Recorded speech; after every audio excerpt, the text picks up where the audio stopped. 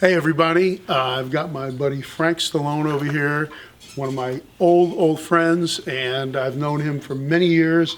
Family friend, boxing friend. Over 5 years. Yeah, been to fights together, all kinds of stuff. Everything, your daughter's wedding. Absolutely. Both of them. That's right. That's right. So, thank you.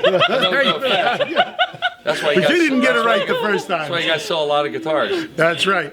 So, but anyhow, Frank is getting a gift from his brother, Sylvester, and this is a really cool thing. But tell him about the story. I wasn't expecting it. I didn't know anything about it. I come into the store like I do on Saturday, and all of a sudden I'm in the store, and Norm said, you know, if someone might want to buy you a guitar, and I just couldn't think of it because my brother's never bought me a guitar. And all of a sudden, who calls me? I'm in the store. Sly. He goes, hey, where are you? I said, I'm in the Valley. He says, oh, the Valley? I said, yeah. He goes, yeah. He starts asking me questions about guitars, which he's never done. You know something about Les? He's reading it off the thing. You know, he's reading off the thing. I go, yeah, I have Les Pauls and stuff like that. And then I said, yeah. And matter of fact, I'm in my friend Norman's rare guitars. He goes, really? I said, yeah, I'm just kind of walking around. He goes, what do you think of Les Pauls? I said, I got 4 of them, this stuff like this. He goes, yeah, okay, well, look around. How about a J200? He goes, how about a J200, a 56, which I said I also have 2 of those.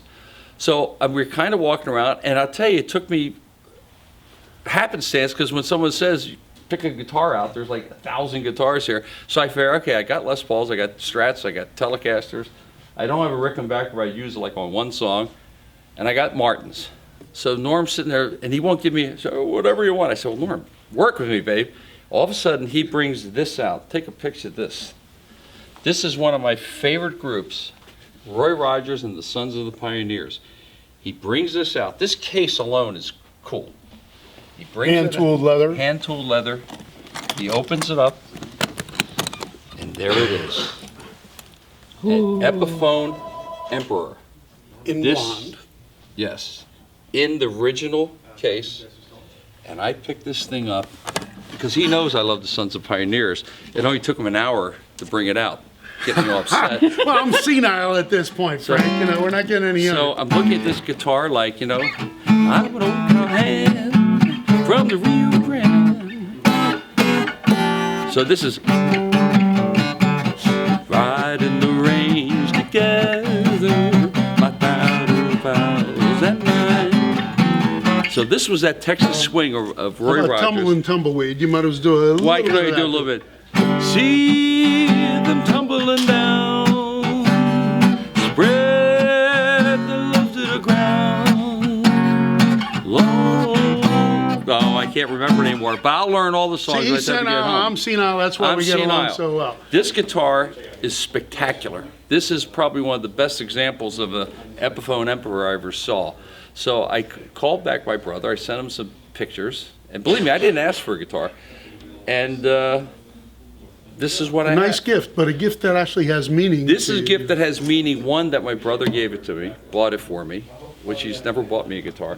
And second, that this is the Sons of Pioneer. This is historic.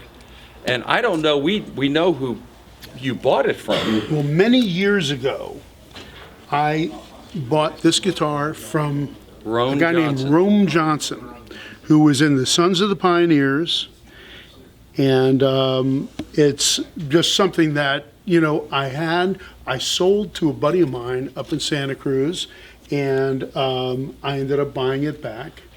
And this is a great example of this guitar. Yeah, absolutely. This is all straight. And I have a funny feeling, because Roan didn't join the Sons of Pioneers till like 1972. I have a feeling that this belonged to one of the old timers in Sons of Pioneers, and people were like that in those days. Well, you know, I don't play it anymore, so, because they were kind of electric at that point. He goes, why don't you have this? So this could have been Bob Nolan's, it could have been Lloyd Perryman's, because of the tooling on the case is not 1970s. No, this is 40s. Yeah. So this is a kind of historic piece. I'm going to cherish this forever. Look at the back and the grain on this. So this is a historic piece, and by the way, this is a man-sized guitar, by the way. It's even bigger than a Super 400. This is not for Bruno Mars. This guitar is bigger than Bruno Mars, actually. But this is something that I will cherish forever. It was just a wonderful thought, you know. And I'm going to love this. I'm going to keep this in the case. I'm not going to keep this out like my other guitars because we do have earthquakes. So this will stay in the vault, and I will play it often when I drink too much and serenade myself at my dinner table on YouTube. And just as an addendum, Sly, I was talking to Sly, and I said, Sly, you know, I've been dealing with your brother for 25, 30 years now. He's practically family. And his answer to me was, well, I don't know whether to congratulate you or send you over a bottle of whiskey. So we'll probably send you some blowhard bourbon. There you go. But the thing is with this guitar, it means a lot. It's sentimental. My brother and I are very close, and it's just something that came out of left field. I was not looking for it. I had no idea. And I mean, he wanted to get you something meaningful and something that you would cherish for this Christmas. So. And the thing is, this is the greatest guitar store in the world for vintage guitars. And so when someone says you can pick out something, all of a sudden you become like stupid, like because there's everything here, you know. But I had all the other guitars, and Norm was trying to sell me on these other guitars. I said, yeah, but I have it, but I would need someone to touch me. And the only thing that meant like that was when you had the George Goebel guitar. That was cool. Yeah. This is different. You'll never see this again like this with the provenance with this. So this is really wonderful. Too bad Epiphone's not in business where I can't find out the serial number who bought it. Well, I do have the serial number, but this was made in 1940. 1940. This guitar is going on 77 years old. So the person that had this guitar was a real pro and obviously loved it and took Good care of it. And it's still a great instrument and a cool piece of It's a cool music piece of memorabilia. history. And Norm, I thank you again. All right. My brother from a different mother. That's right. Thank you, Sly, and Merry thank Christmas. you, Sly. Merry Christmas. Merry Christmas to you all. All right. Happy holidays.